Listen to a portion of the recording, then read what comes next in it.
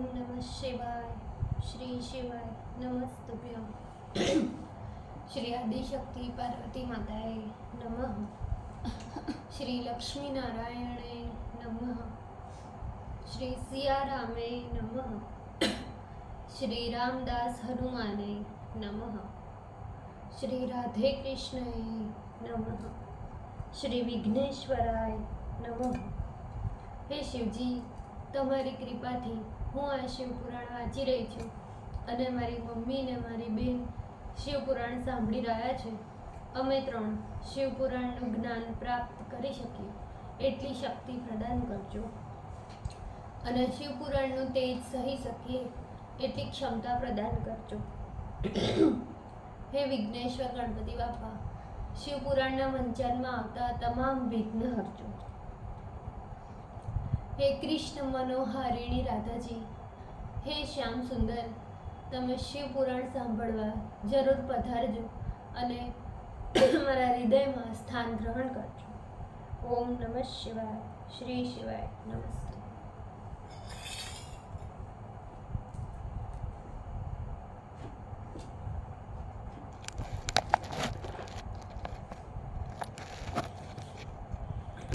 એકત્રીસો અધ્યાય, page number 1112. Nandishwar बोले, हे मुनि श्रेष्ठ, हे विप, अब जिस प्रकार शिवजी ने अपने भक्तों पर दया कर स्त्री का संदेह दूर किया, उस अवतार को कहता हूँ, सुनो.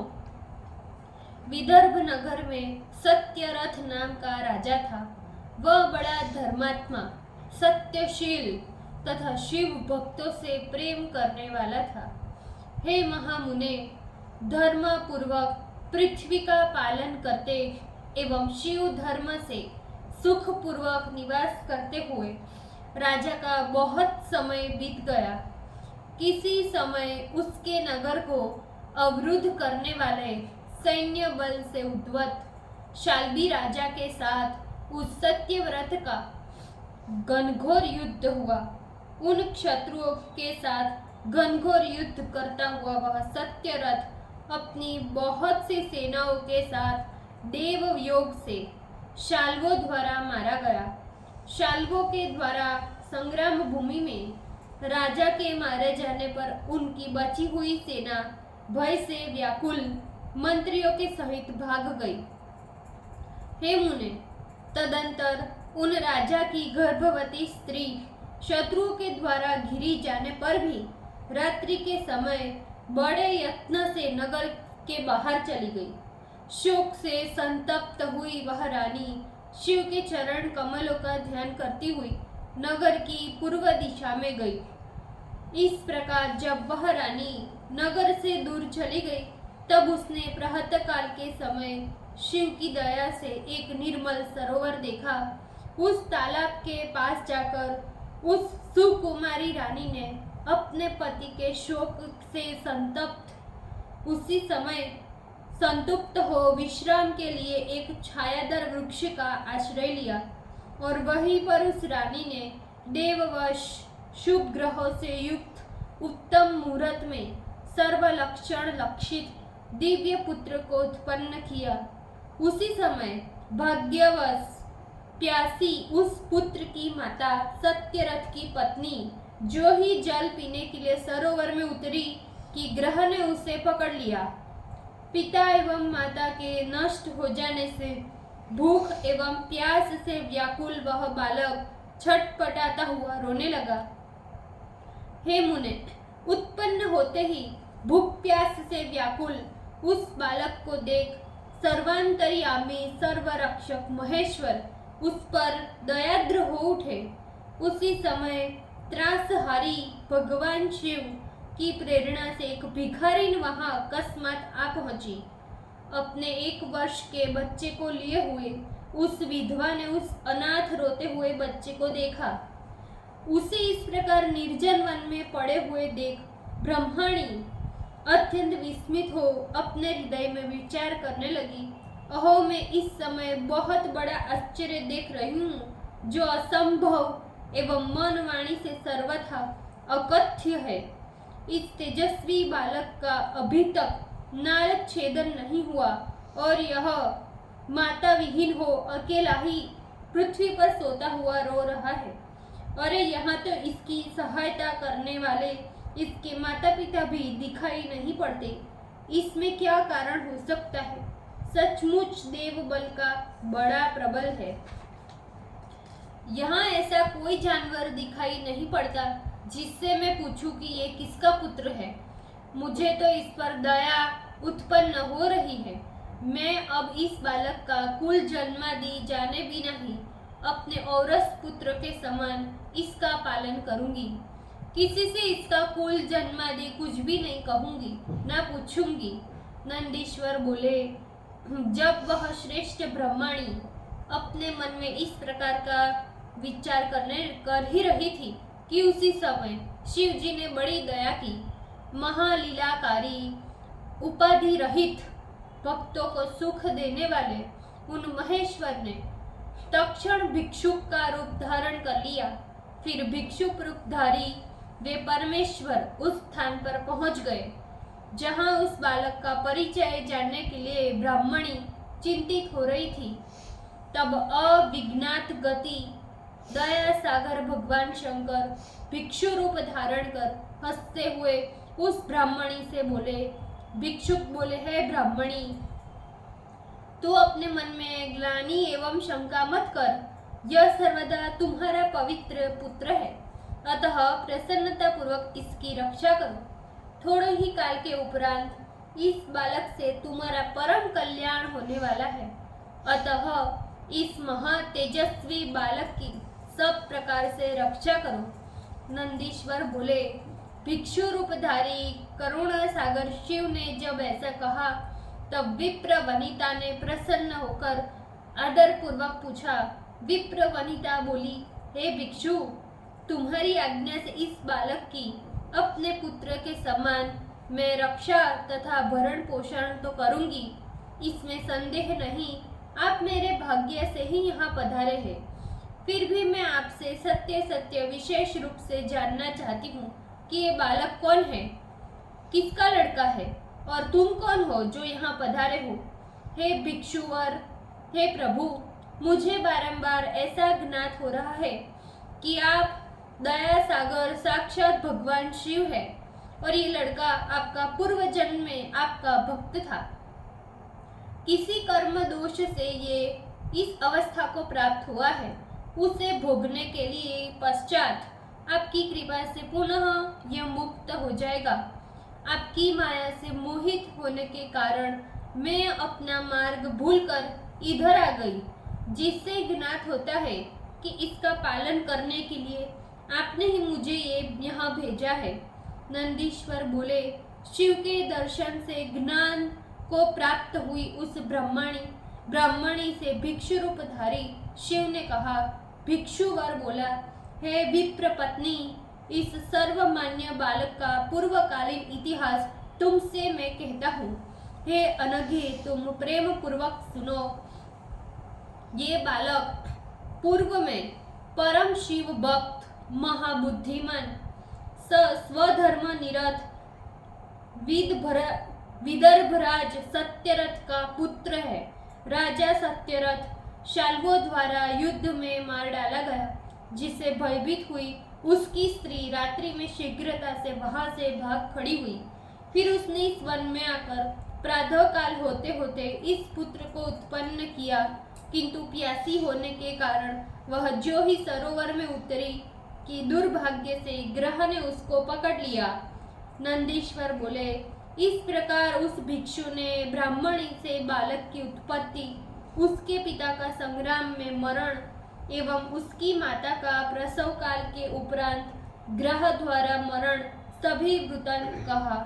हे मुनीश्वर, इस वृतांत को सुन वह ब्राह्मणी अत्यंत विस्मित हुई। तदंतर भिक्षु रूपधारी महाज्ञानी शिव से उसने पुनः पूछा।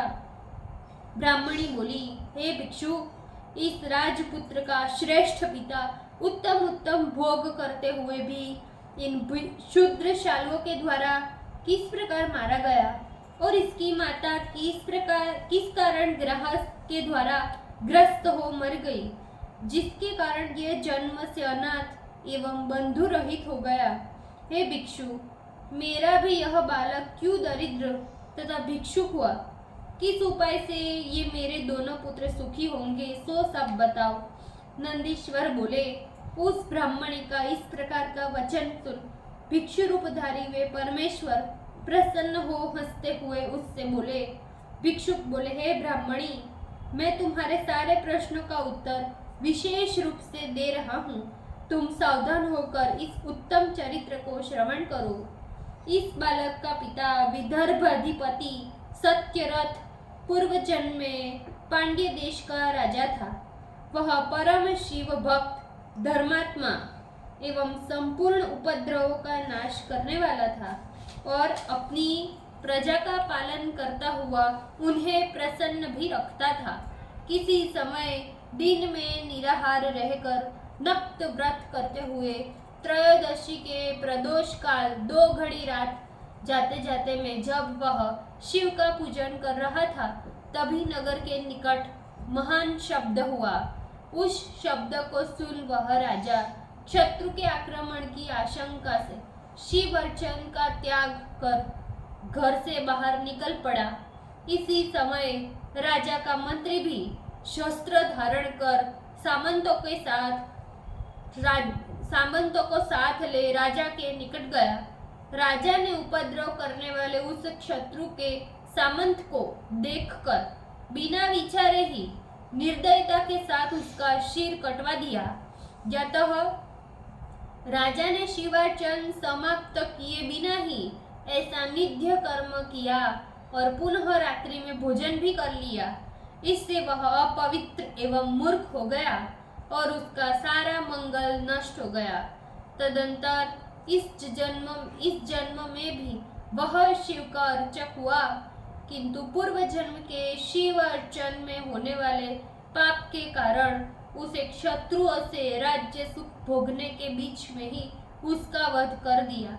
मैं सत्यरथ का पूर्व जन्म में पुत्र था, वही मैं उसके सत्यरथ रूप में जन्म लेने पर भी उसका पुत्र बनकर उत्पन्न हुआ हूँ, किंतु शिव पूजा के व्यतिक्रम के सारे ऐश्वर्य से रहित हूँ। इसकी माता ने पूर्व जन्म में अपने सौत को छल से मरवा दिया। उस पाप से इसे इस जन्म में नक्र ने निगल लिया। हे ब्राह्मणी, मैंने इन सबों का सारा वृतांत तुमसे निवेदन किया कि शिव की भक्ति पूर्वक अर्चना न करने से मनुष्य दरिद्र बनता है। तुम्हारा ये लड़का पूर्व जन्म में श्रेष्ठ ब्राह्मण था। इसने केवल प्रतिग्रह लेकर अपना जीवन बिता दिया। इसने कभी भी यज्ञादि सुकर्म से धन नहीं कमाया। हे ब्राह्मणी, इसी कारण तुम्हारा ये पुत्र दरिद्र हुआ। इसीलिए तू उन सारे दोषों को दूर करने के लिए भगवान शंकर की शरण में जा और इन दोनों बालकों को लेकर शिव जी की पूजा करो। इन दोनों का यज्ञोपवीत हो जाने के पश्चात शिव जी तुम्हारा सर्वथा कल्याण करेंगे। नंदीश्वर बोले, ऐसा उस ब्राह्मणी को उपदेश देकर भिक्षु रूपधारी भक्त वत्सल भगवान शिव ने स्वयं प्रकट हो उसे अपना रूप दिखाया। ब्राह्मणी ने उस भिक्षु को शिव जानकर प्रणाम किया और प्रेम पूर्वक उनकी स्तुति करने लगी। तदंतर ब्राह्मण पत्नी के देखते देखते भिक्षु रूपधारी शिव वहीं अंतर्ध्यान हो गए। भिक्षुक के चले जाने पर ब्राह्मणी को विश्वास हो गया और वह उस लड़के को लेकर अपने पुत्र के सहित घर चली गई। उसने एक चक्रा नामक नगरी में अपना घर बनाया और उत्तम अन्न से अपने पुत्र तथा राजपुत्र का पालन करने लगी। पुनः ब्राह्मणों ने उस दोनों का यज्ञोपवीत संस्कार संपन्न किया। वे दोनों ही शिव पूजा में तत्पर हो अपने घर में बढ़ने लगे। हे तात, वे दोनों ही शांडिल्य मुनि की आज्ञा से नियम में तत्पर हो प्रदोष काल में शिव का पूजन कर शुभ व्रत का आचरण करने लगे। किसी समय राजपुत्र ब्राह्मण पुत्र के बिना जब नदी स्नान करने के लिए गया तो उसे नदी में धन से पूर्ण एक सुंदर कलश मिला। इस प्रकार पूजन करते हुए राजकुमार तथा ब्राह्मण पुत्र का सुखपूर्वक 4 महीना बीत गया। फिर इसी रीति से पूजा करते हुए उन दोनों का घर में 1 वर्ष बीता। हे मुने, वर्ष बीत जाने पर वह राजपुत्र एक दिन उस ब्राह्मण पुत्र के साथ सर्वव्यापक शिव की दया से वन में गया। उसने वहां जाकर अकस्मात प्राप्त हुई पिता द्वारा प्रदत्त किसी गंधर्व कन्या से विवाह किया और निर्द्वंद हो अकंटक राज्य करने लगा। जिस ब्राह्मणी ने उसे अपने पुत्र के समान पाला पोसा था, वही उसकी माता तथा उसी ब्राह्मणी का पुत्र उसका भाई हुआ। इस प्रकार धर्मगुप्त नामक वह राजपुत्र विदर्भ नगर में शिव की आराधना करते हुए उस रानी के साथ सुखपूर्वक भोग करने लगा। हे मुने, भिक्षु रूपधारी शिव का अवतार जो धर्मगुप्त नामक राजपुत्र को सुख देने वाला हुआ, उसका वर्णन मैंने तुमसे किया। ये शिव का आख्यान सर्वथा निष्पाप, पवित्र और औरों को पवित्र करने वाला, धर्म, अर्थ, काम तथा मोक्ष का साधन, संपूर्ण मनोरथों को पूर्ण करने वाला है। जो इसे सावधान होकर नित्य सुनता तथा सुनाता है, वह यहाँ सारे अपने इच्छित भोगों को भोग कर अंत में शिवपुर जाता है। ओम नमः शिवाय। श्री शिवाय नमस्तुभ्यं। चूक माफ करजो श्री कृपा રાખજો। આજના શિવપુરાણનું વંચન મને પ્રદાન કરજો। શિવાય શ્રી શિવાય।